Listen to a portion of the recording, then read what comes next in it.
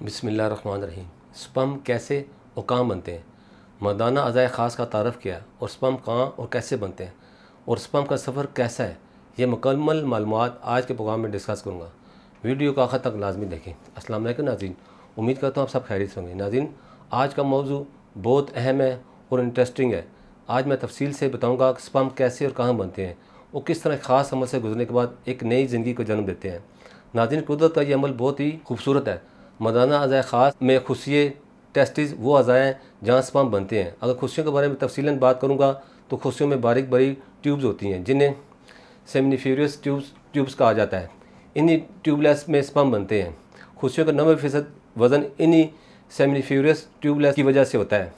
इन seminiferous tubeless के बाहर के एरिया में ब्लड सेल्स, लिम्फोसाइट, वेजल्स और साथ एक ख़ास किस्म के खुलिये मौजूद होते हैं जिन्हें इंटेस्टाइनल सेल्स यानी लीडिंग सेल कहा जाता है। दिमाग में मौजूद पिट्यूटरी ग्लैंड से ल्यूटेनाइजिंग हार्मोन खून के रास्ते में लीडिंग सेल्स तक पहुंचता है।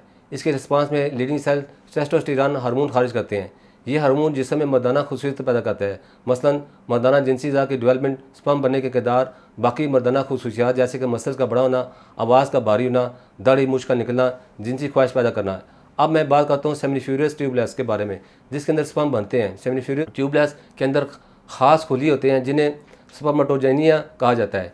ये स्पर्मेटोजेनिया इस वक्त बनते हैं जब बच्चा माँ के रहम में मौजूद होता है। ये खुलिये दरअसल यक सेल एम्ब्रियो की एक एक्स्ट्रा एम्ब्रियोनिक झिल्ली से बहुत ज़्यादा सख्त होते हैं। ये सारी उम्र तकसीम करते रहते हैं। जब स्पर्मेटोजेनिया तकसीम करते हैं तो दो तरह के खुलिये बनाते हैं। इस तरह खुलिये बनाते हैं, एक ही अपने जैसे ही नए स्पर्मेटोजेनिया, दूसरे प्राइमरी स्पर्मेटोसाइटिस के नाम से खुलिये बनाते हैं। जब बलूगत का दौर आता है तो प्राइमरी स्पर्मेटोसाइटिस की तकसीम से सेकेंडरी स्पर्मेटोसाइटिस बनती है और फिर सेकेंडरी स्पर्म की तकसीम से स्पर्म बनते हैं। स्पर्मेटोजेनेसिस कहते हैं। इस अमल से एक स्पर्मेटोजेनिया 4 स्पर्म बनते हैं। इंसान के बाकी खुलियों की तरह स्पर्मेटोजेनिया में भी 46 क्रोमोसोम होते हैं, मगर इससे बनने वाले स्पर्म में 23 क्रोमोसोम्स होते हैं। इसी तरह औरत के अंडे में भी 23 क्रोमोसोम्स होते हैं। जब अंडा और स्पर्म का मिलाप होता है तो अंडे और स्पर्म के 23 क्रोमोसोम्स के दोबारा से 46 क्रोमोसोम्स वाला ज़ायकोट बना देते हैं। बलूगत आने के बाद स्पर्म बनने का ये अमल तमाम उम्र जारी रहता है। अलबत्ता बुढ़ापे में स्पर्म और टेस्टोस्टेरोन बनने के अमल में कमी आ जाती है। स्पर्मेटोजेनिया से स्पर्म बनने के अमल से 60 से ज़्यादा दिन तक लेता है, लेकिन मुख्तलिफ स्पर्मेटोजेनिया स्पर्म बनने के अमल को मुख्तलिफ स्टेजेस पर होते हैं। इसलिए ऐसा नहीं होता कि एक ख़ास मुद्दत खुशी में स्पर्म मौजूद ना हो, बल्कि स्पर्म हर वक्त बनते हैं। तकरीबन एक सेकंड में 1000 से ज़्यादा स्पर्म बन जाते हैं और स्पर्म बनने का ये अमल स्पर्मेटोजेनिसिस मुख्तलिफ हार्मोन्स के कंट्रोल में होता है, जिनमें बुनियादी हार्मोन टेस्टोस्टेरोन होता है। इसके अलावा पिट्यूटरी ग्लैंड से आने वाले फोलिकल स्टिमुलेटिंग हार्मोन और लीडिंग हार्मोन शामिल है। यहाँ पर एक सर्टोली सेल्स का जिक्र भी करना चाहूँगा। सर्टोली सेल्स खास खुलिये होते हैं जो सेमिनिफेरियस ट्यूबलेस की दीवारों पर मौजूद होते हैं।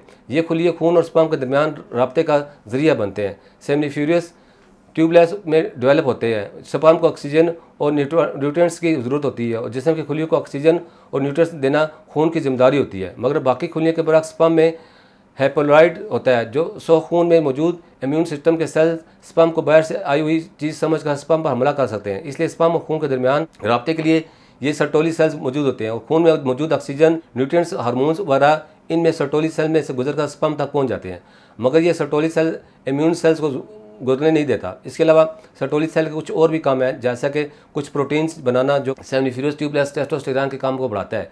इस अमल में स्पर्मेटोजेनेसिस के बाद जो स्पर्म बनता है, अगर इसकी हम बनावट की बात करें तो इसमें दर्जैल हिस्से होते हैं: हेड, एक्रोसोमा, मिड पीस और टेल। स्पर्म के एक्रोसोम में डिग्रेडेटिव एंजाइम मौजूद होते हैं जिनका काम अंडे की सबसे बाहर वाली झिल्ली जोना पेलिसोलिडिया को तोड़ना होता है ताकि स्पर्म अंडे के अंदर दाखिल हो सके। इन एंजाइम्स में हाइलोरोडियस और एक्रोसिन शामिल है। स्पर्म के हेड में स्पर्म का न्यूक्लियस मौजूद है। ये न्यूक्लियस अंडे के न्यूक्लियस से मिलने के बाद ज़ायगोट का न्यूक्लियस बनता है। इसी न्यूक्लियस में मर्द का डीएनए मौजूद होता है जो कि अगली नस्ल में जाएगा। स्पर्म के मिड पीस में नेक में सेंटोरियल्स होते हैं जो स्पर्म के टेल का फ्लैजिलियम बनाते हैं। इसके साथ साथ ज़ायगोट की तकसीम में भी किरदार अदा करते हैं। इसके अलावा मिड पीस में मिटोकॉन्ड्रिया भी होते हैं जो स्पर्म को हरकत करने के लिए तवानाई देते हैं। स्पर्म की टेल का स्पर्म को हरकत करवाना, आगे बढ़ाता है। स्पर्म की टेल का काम स्पर्म को हरकत करवाना और आगे बढ़ाना होता है। टेल एक किस्म की फ्लैजिलियम होती है जो कि प्रोटीन से बनी होती है। स्पर्म के बाद सेमिनिफेरियस ट्यूबलेस के अंदर होता है, मगर अभी ये स्पर्म मोटाइल नहीं होता, यानी हरकत नहीं कर सकता।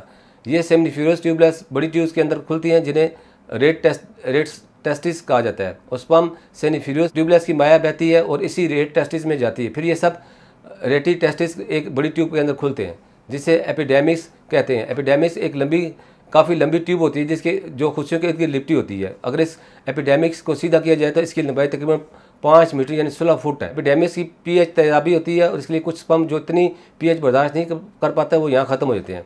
एपिडेमिक्स में स्पर्म स्टोर भी होते हैं और यहाँ स्पर्म की मैच्योरेशन भी होती है जिससे स्पर्म में पीएच दर्जा हरारत की बर्दाश्त बढ़ती है और यही वो जगह है जहाँ स्पर्म हरकत करना शुरू कर देते हैं।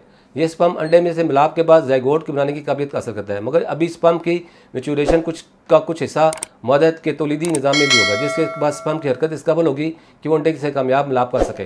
खरूज से पहले स्पर्म एपिडेमिक्स में स्टोर करते हैं और अगर खरूज ना हो तो तकरीबन 74 दिन के बाद इन स्पर्म को ख़त्म कर दिया जाता है ताकि नए स्पर्म की जगह बनाई जाए। इस एपिडेमिक्स से स्पर्म एक नाली ट्यूब में दाखिल होते जाते हैं जिसे डक्ट डेफरेंस या स्पर्म डक्ट या वास डेफरेंस कहते हैं। ये डक्ट डेफरेंस में स्कॉटम में वह ढीली जिल्द जिसमें खुशियाँ मौजूद होते हैं से बाहर पेल्विक कैविटी और पीछे वाले हिस्से के नीचे से होती है। यूथरा पेट वाले हिस्से के नीचे से होती है।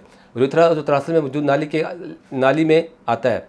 एपिडेमिक से यूथरा में इतने स्पर्म के साथ मुख्तलिफ ग्लैंड से निकली हुई रतूबतें भी शामिल हो जाती हैं। ये रतूबतें और स्पर्म मिलकर मनी यानी सेमन बनाते हैं। नाज़रीन, इसी के साथ आज इस प्रोग्राम को ख़त्म करता हूँ। अगले प्रोग्राम में एक नई मालूमात के साथ हाज़िर होंगे। तब तक मुझे इजाज़त दीजिए। अल्लाह हाफ़िज़।